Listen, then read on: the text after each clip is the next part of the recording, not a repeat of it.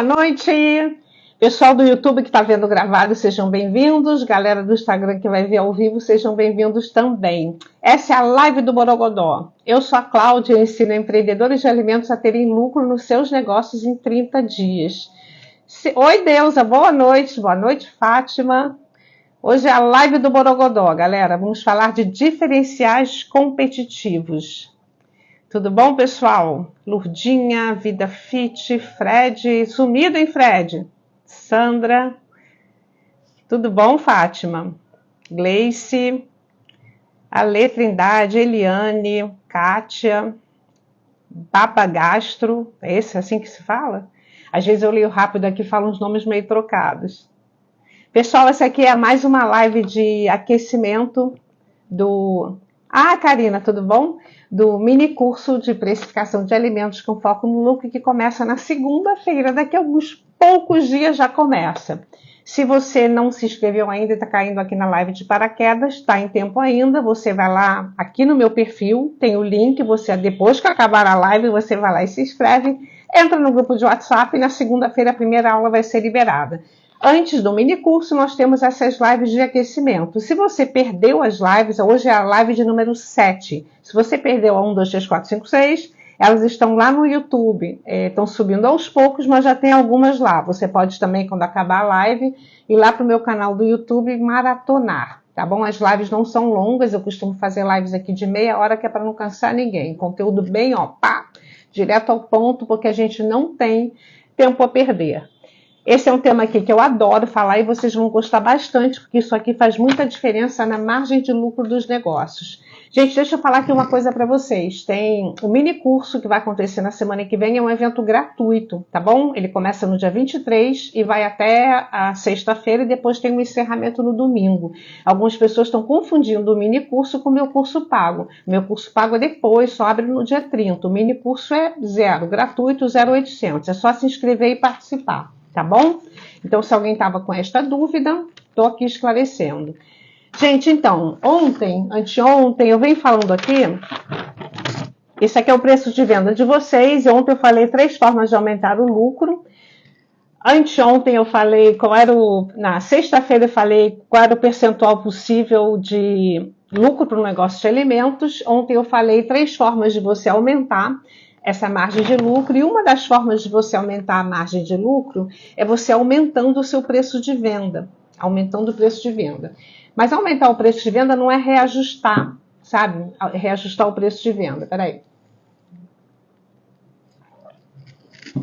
Aumentar é real, sabe? Dar um aumento real no seu preço de venda. Quando você consegue subir o seu preço de venda para um outro patamar, não precisa ser muito, não. Às vezes uma pequena subida já vai te dar uma margem de lucro bem melhor. E como que a gente faz isso?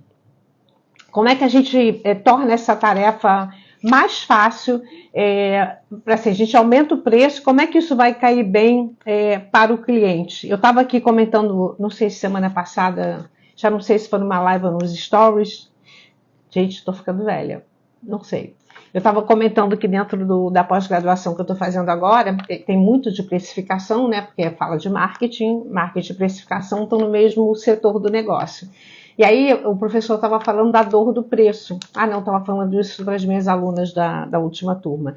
Que o preço, ele ativa uma área no cérebro do consumidor, que é a mesma área da dor, né? Quando você dá uma martelada no dedo, que você sente uma dor no dedo. Ai, meu dedo!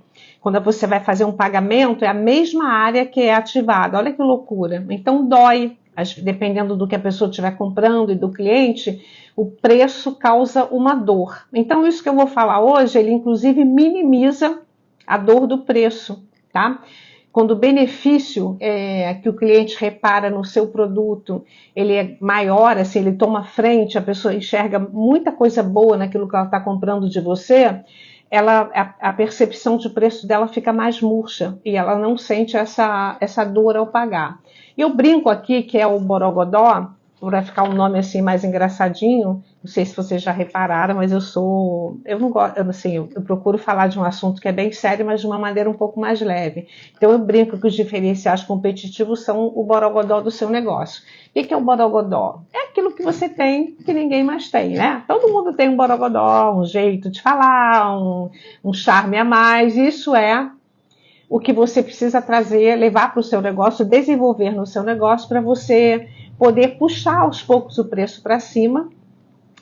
Os diferenciais competitivos existem para isso, para você se diferenciar da concorrência e conseguir puxar o preço um pouco para cima.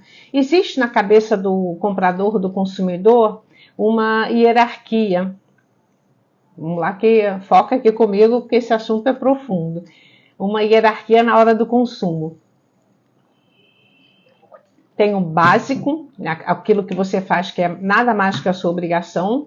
Tem o esperado, que seria um pouco além daquilo que você faz por obrigação. O desejado, quando o cliente já fica assim bem mais feliz, porque ele tinha aquela vontade interna e você foi lá e realizou. E o inesperado. E os diferenciais, eu não vou aprofundar porque esse assunto é bem mais profundo. Quando você consegue, dentro do inesperado é onde estão os diferenciais competitivos, tá? Então, agora vamos falar especificamente dos diferenciais competitivos. Aonde eles estão dentro do produto? Eles não estão só no produto, eles podem estar em vários lugares do seu negócio. Então, tudo que eu falar aqui, você pensa nisso no motivo aqui dessa live. Eu estou falando aqui da gente criar valor para o nosso produto para poder ter mais lucro. O que é criar valor para o produto? É isso que eu acabei de falar aqui, é minimizar essa dificuldade que o cliente tem de pagar. Esse momento ali o cliente dá uma baqueada porque para ali no preço. É você tirar a atenção do cliente do preço e botar no valor do seu produto, tá? Então, o primeiro lugar onde os diferenciais competitivos podem estar é no próprio produto, né? Você pode ter uma receita que seja muito única, muito de família, você pode ter aí uma receita clássica que você faz de uma maneira diferente. Quando as pessoas começaram a inventar comida vegana, aconteceu, agora já é uma coisa mais comum, mas uma reinterpretação dos clássicos, né? Então,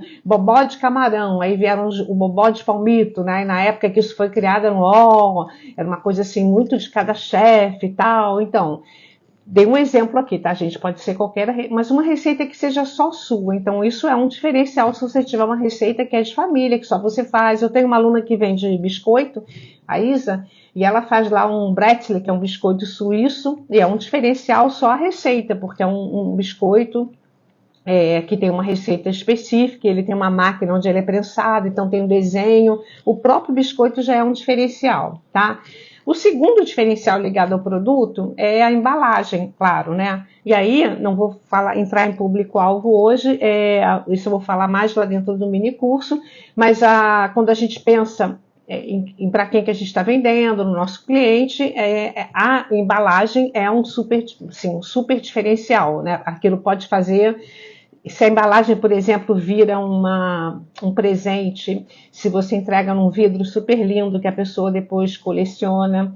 Tem uma companhia aérea chamada KLM, que na classe executiva eles davam umas garrafinhas de um licor local, e as garrafinhas, na Holanda tem aquelas casinhas muito bonitinhas, é uma marca do país. Então eles fizeram essas garrafinhas de licor, vários formatos, e aquilo virou objeto de todo mundo queria viajar com a KLM para ganhar a garrafinha, aquilo virou um assunto. Esse é um exemplo, enfim, um outro tipo de empresa, mas para vocês terem ideia de como que isso pode ser um diferencial. Se você tem uma coisa que fica colecionável, sabe? Eu tenho uma aluna, por exemplo, que embrulha os bolos em chitão. Então ela cria uma embalagem diferente da outra, e aí já virou um objeto de desejo mesmo sendo uma microempreendedora, tá? Isso é o diferencial na embalagem. No formato, né? Eu não sei se vocês conhecem, é uma cadeia americana que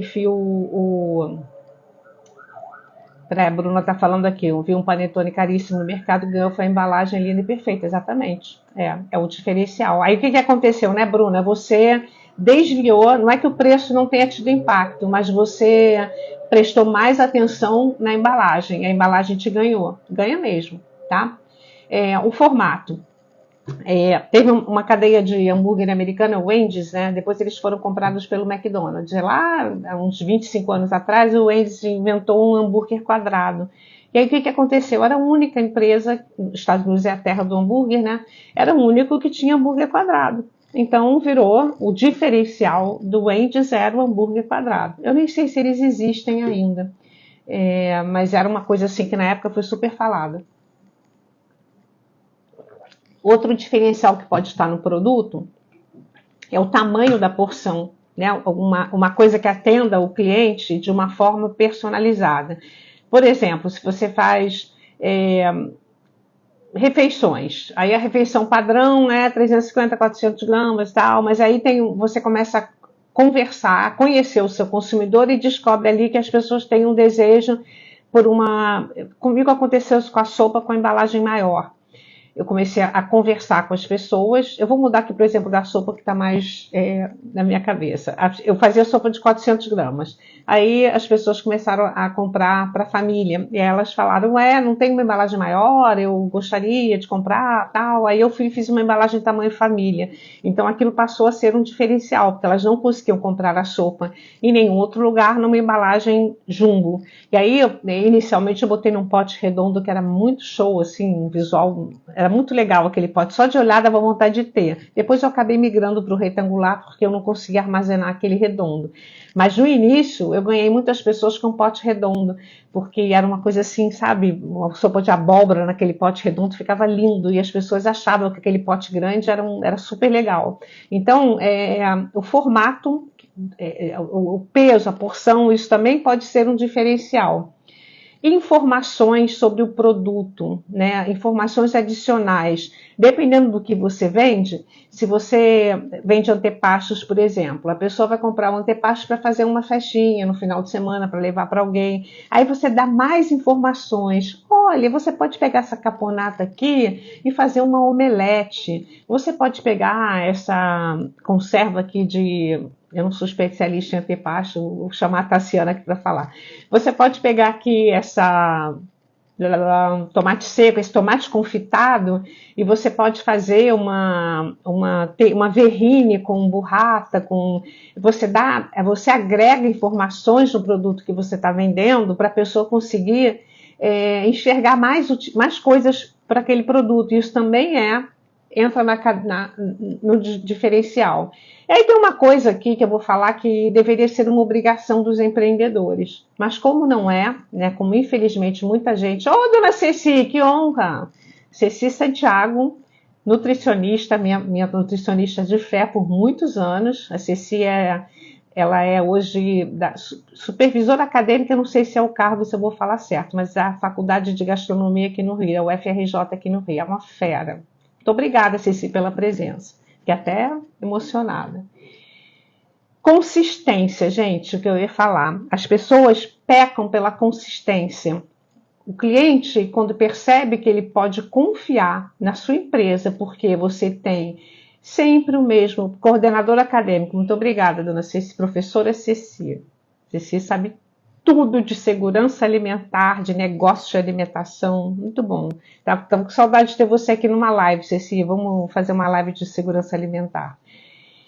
Você ganha o seu cliente quando você consegue manter uma consistência na entrega, no padrão, no atendimento, em tudo que eu vou falar aqui. Ser consistente é a garantia de que o seu negócio vai crescer.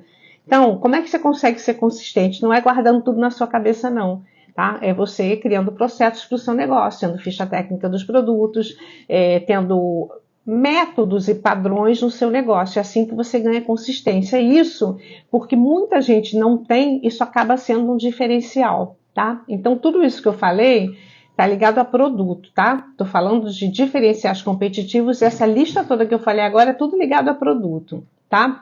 Tem mais uma coisa, que isso é uma coisa que eu, há pouco tempo eu comecei a pesquisar mais e vocês vão concordar comigo. Já tem um tempo que tem uma febre aí do leite ninho, né? Eu particularmente não gosto, mas assim, tudo é com ninho, né? Brigadeiro com ninho, lá com ninho, lá com ninho, bombom com ninho, tudo é ninho. Por que o ninho veio e ficou assim como outros produtos também? Por causa da memória afetiva.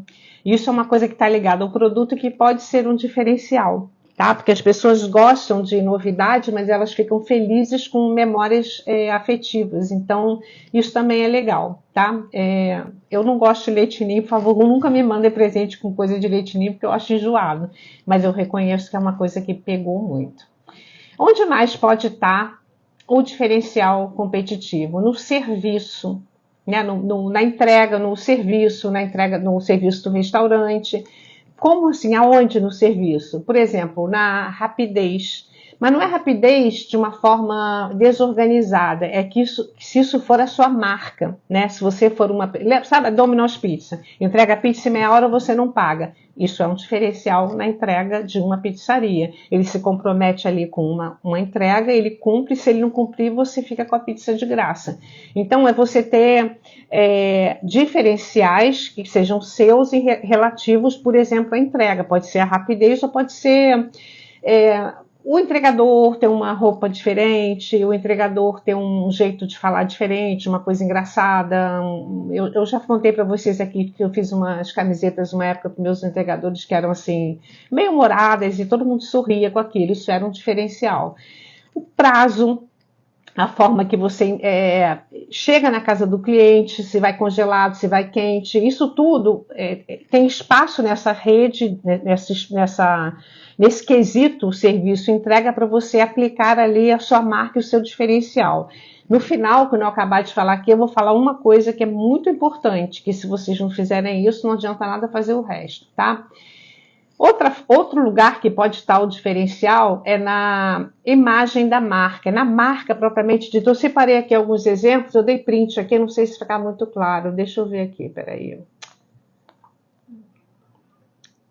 Eu separei 3 exemplos aqui.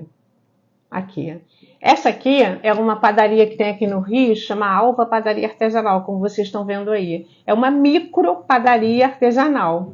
Esse é um diferencial dela, tá ligado à marca. A Alva é uma micro padaria, um negocinho desse tamanhozinho, e essa é a marca registrada. Ela fica numa galeria, uma lojinha pequenininha. Olha quantos seguidores ele já tem, 42 mil. Tem sempre fila, reservas com 1 semana de antecedência, tá vendo? E é uma micro padaria, essa é a proposta dela, esse é o diferencial. Tem um outro aqui, que esse rapaz aqui, ele ficou famoso na pandemia. Peraí, cadê ele aqui? É esse. O pão que o viado amassou. Esse rapaz, ele posicionou o negócio dele para o mercado LGBT, né, e as outras letrinhas.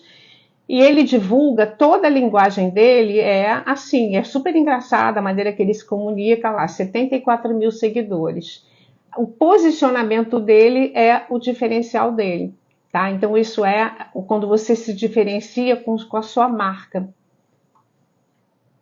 Deu para entender? Esses empreendedores são pequenos, eles são grandes no Instagram, mas o rapaz do pão começou em casa na pandemia, e a Alva começou em casa e agora está numa micro lojinha. Então, quando eu falo aqui em posicionamento de marca, às vezes a pessoa fala, mas eu sou microempreendedora, eu sou nanoempreendedora, eu não tenho o dinheiro para uma agência de marketing, não tem como posicionar? Tem. Eu separei 2 exemplos aqui, mas tem trocentos outros. Você pode se posicionar, você só tem que ter coragem, porque não é fácil, né? O que o empreendedor pequeno geralmente fala? Não, eu vou ficar ali na média, que é para não perder ninguém. Então, eu estou sempre falando aqui da importância de ser especialista, de você ser muito bom no que você faz, ao invés de querer fazer tudo, atender todo mundo. Geralmente, quem tem essa coragem de se posicionar e ter o diferencial na marca, cresce muito rápido, porque não é todo mundo que tem essa coragem. Isso é uma forma de você criar um diferencial ligado ao seu produto. Obviamente, você tem que estar muito certo, muito certa do que você vai fazer, né? Não é tipo assim, hoje eu quero fazer isso, amanhã eu quero fazer outra coisa. Aí você não vai conseguir, porque você vai perder o que eu falei ali, que é a consistência, tá? Você tem que ter um chamado, assim, meu negócio é esse. Então, é isso que eu vou fazer, acho que é a minha cara, eu vou fazer até dar certo. Mas geralmente quando você faz isso com muita autenticidade, você tem sucesso. Então, eu estou falando aqui do Borogodó, tá?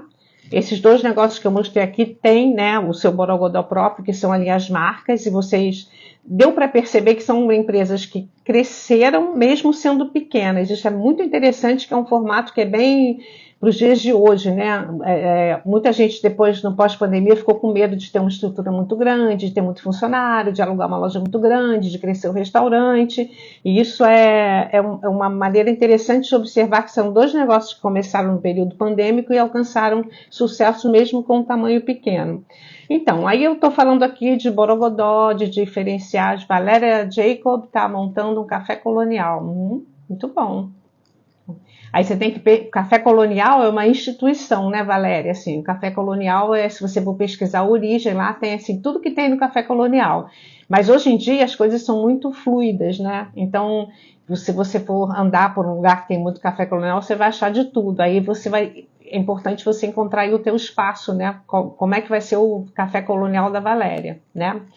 Então, aí você está pensando nos diferenciais competitivos, no produto, no hambúrguer quadrado, no serviço, na marca. E aí eu quero convidar vocês a fazer uma reflexão. Em quem que você tem que pensar quando você está criando os diferenciais competitivos do seu negócio? Alguém sabe me responder? Em quem que você tem que pensar? Alguém se arrisca, pessoal? Quando a gente pensa no Borogodó da nossa empresa, em criar diferenciais competitivos, em quem que a gente... Isso, muito bem, Paloma. Nos clientes, tá? Qual é um erro muito comum? Isso aí, chefe Gabriel Carneiro, muito bem. Muito bem, Gabriel. É no cliente. Porque não adianta você pensar em você, tá? No que você acha legal. Você tem que pensar no seu cliente. No que o cliente vai valorizar, o que o cliente vai achar legal. Então, você tem que ter um equilíbrio entre aquilo que você deseja para o seu negócio e aquilo que o público-alvo do seu cliente, o público-alvo do seu negócio vai valorizar. Porque senão você cria um diferencial que pode ser muito legal para outro negócio, mas não bate com o seu cliente.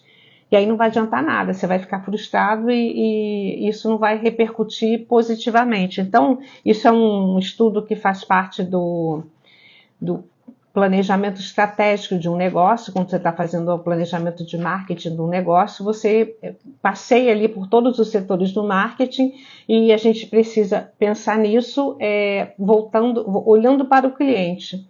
Gratinato, cada cliente é único, por isso é interessante ter a troca para conhecê-lo melhor. Com certeza, quanto mais você conhece o seu cliente, melhor vai ficar a relação, né? Na realidade, você talvez não tenha condição de conversar com todos os seus clientes, mas você vai conversar com uma parte deles e você vai descobrir que eles têm muitas coisas em comum. Então, você começa a ouvir o que o cliente está dizendo, o que ele gostaria, e aí você começa a atender, e aquele momento que a pessoa pensa, nossa, ele leu meu pensamento. Gente, eu estava pensando nisso e essa empresa fez. Nossa, é exatamente o que eu queria. Essa é a consequência. Ter fidelidade ao seu cliente, Na realidade, assim, né, Regina? A gente tem que... eu não estou com o desenho aqui dos planetas alinhados hoje, mas como eu falei estou falando desde a primeira aula, a gente tem que ter um alinhamento no nosso negócio, né? É o produto, é o público, público é o cliente, né? A embalagem que você pensou para ele, a entrega, tudo tem que estar alinhadinho. E quando a gente tem esse alinhamento, a tarefa de vender, ela fica mais fácil. Falando em vender, amanhã a gente vai falar de estratégias de venda, porque a gente está indo num crescente, né, gente? Amanhã é quarta-feira, a gente tem amanhã, quinta e sexta, a gente tem ainda mais 2 assuntos super legais, e aí na semana que vem a gente vai cair dentro do mini curso, tá? Só para falar para vocês irem se preparando pelo que vem pela frente ainda. Então a gente ainda tem live amanhã, quinta e sexta. Aí, segunda-feira de manhã, a primeira aula do mini curso. Terça-feira estamos aqui de novo para debater a primeira aula, falar enfim, o que vocês acharam da primeira aula, o que a cabeça ficou com problema, explodiu a cabeça, não explodiu a cabeça. A gente vai falar isso na terça-feira que vem. Quarta-feira tem uma segunda aula. Vou falar disso, Paloma. Não é muito tema de hoje, não, mas vou dar uma palhinha aqui do feedback. Eu falei disso aqui no outro dia. E na sexta-feira tem a terceira aula e depois domingo a gente tem o encerramento, tá? Passa bem rápido, apesar de parecer muita coisa. O Paloma, feedback é obrigatório. Não é posso pedir, não. Tem que pedir, tá? Tem que pedir feedback, tá? E não é só crítica construtiva, feedback positivo para você validar os seus processos. Feedback negativo, construtivo, é para você melhorar o seu produto. Então, tem que pedir sim, tá? Que bom, Eliane.